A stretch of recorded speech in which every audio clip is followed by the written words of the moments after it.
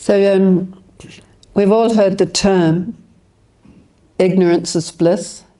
I'm not sure who it usually applies to. I guess a dog that's sleeping or something. I'm not sure. None of us will think it applies to us. But yeah, it's a really common term.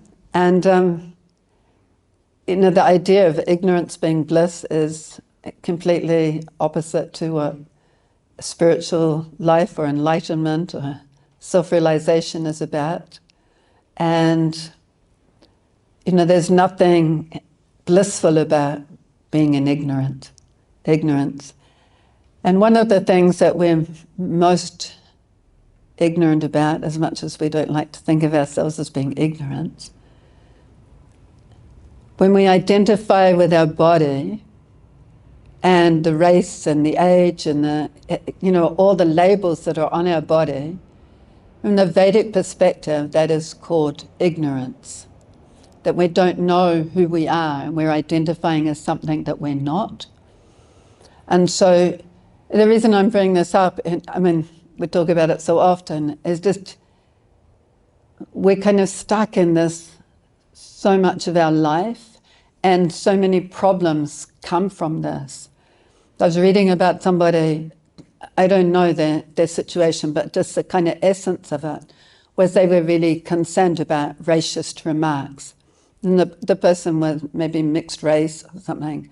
I couldn't tell. And, you know, we should be concerned about racist remarks. But if we understand whoever is making those remarks is in ignorance, and the person who's being affected by it is also in ignorance, because the person who's saying the remarks is thinking you're something that you're not.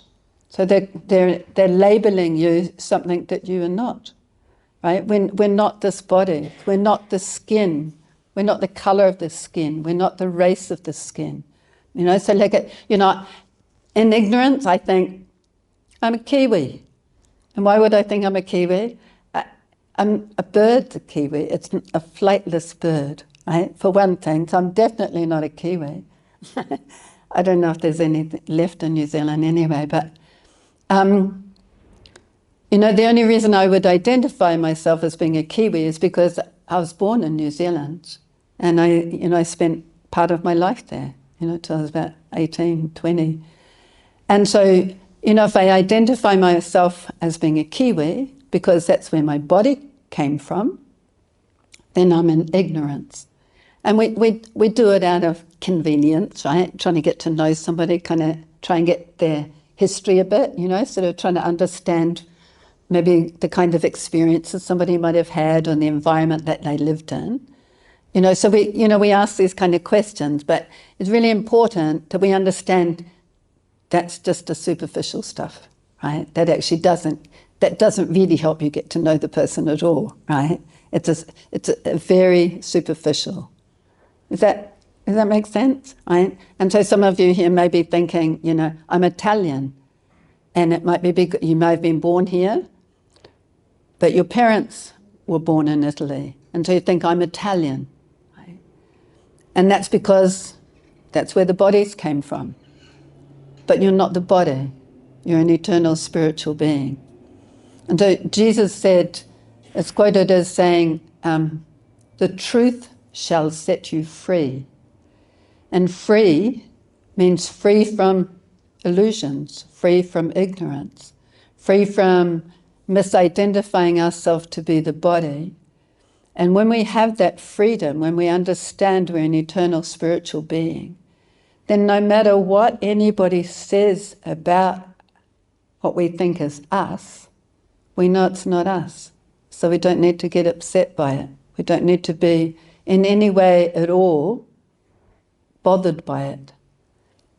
And understand and not feel angry at the person who's saying the stupid stuff, because they obviously don't have a clue. Right? They're identifying you as something that you're not, and they're identifying themselves as something that they're not. Does that make sense? So when a person's in ignorance, you try and enlighten them if they want to be enlightened. That's the big if. But if someone's in ignorance and they don't understand something, there's no point in being angry. We just want to try and help in some way. And there's no point in being hurt or offended by it, because that's not going to help us or them. It's not going to help anything in the world. I mean, there's so much kind of chaos and confusion and kind of sadness, and there's so many things because we don't know who we are. And so in the Bhagavad Gita, in chapter 18, in verse 72, Krishna was said to Arjuna, "Is your ignorance and illusions now dispelled?" And so that's what the whole Bhagavad Gita is. Krishna's attempting to help us become free from illusion. So he spoke the entire Bhagavad Gita to try and help Arjuna and to help all of us, so that we can come to know and be situated in real truth, real enlightenment and self-realization, and experience the happiness and the peace that comes from that. And the word enlightened, when we're enlightened, it's like everything lights up, right? You can see, and ignorance is called darkness, because we can't see. When it's really dark, you can't see things how they are. And so when we're enlightened, we're knowing who we are. Enlightenment is a gradual process. And self-realization,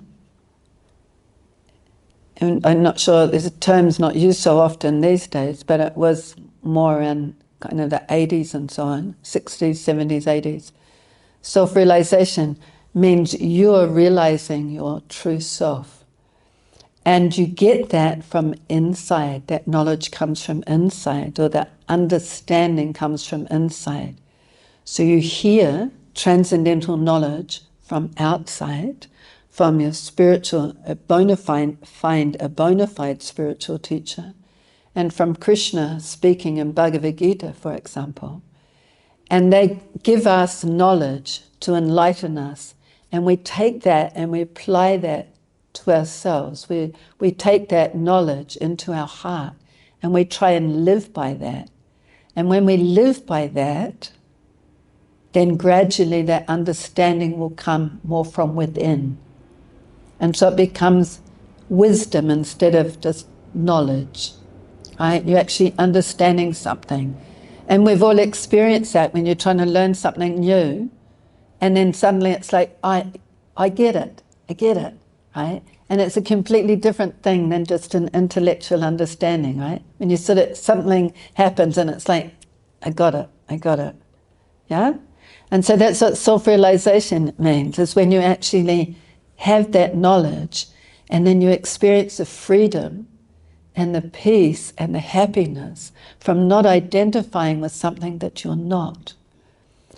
So when we're relieved from this pressure, really, of identifying ourselves as being this body and the race or the sex or the job even, whatever, the stuff on the body, then there's peace. Right? And I was thinking in connection with something like kind of a mundane way to try and understand this. If you were walking by a house and maybe you're with a friend and you go by and you go, my God, that's the ugliest house I've ever seen, right? And the other person may or may not agree with you, right?